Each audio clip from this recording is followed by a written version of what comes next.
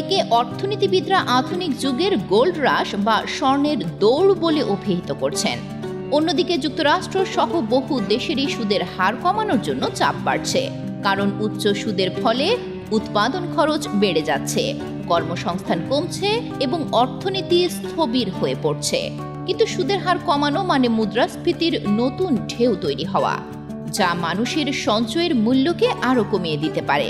ফলে সাধারণ মানুষ এবং বিনিয়োগকারীরা উভয়ই এমন সম্পদ খুঁজে বেড়াচ্ছেন যা মুদ্রাস্ফীতির প্রভাব থেকে তুলনামূলকভাবে সুরক্ষিত থাকে।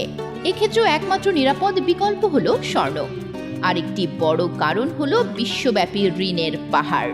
প্রায় সব দেশেই সরকার ও কর্পোরেট পর্যায়ে ঋণের পরিমাণ এতটাই বেড়েছে যে অনেক অর্থনীতি এখন সুদের টাকা পরিশোধ করতেই হিমশিম খাচ্ছে। তাই মানুষ এখন এমন সম্পদে বিনিয়োগ করতে চায় যার কোনো ডিফল্ট ঝুঁকি নেই, অর্থাৎ যা কখনো দেউলিয়া হবে না।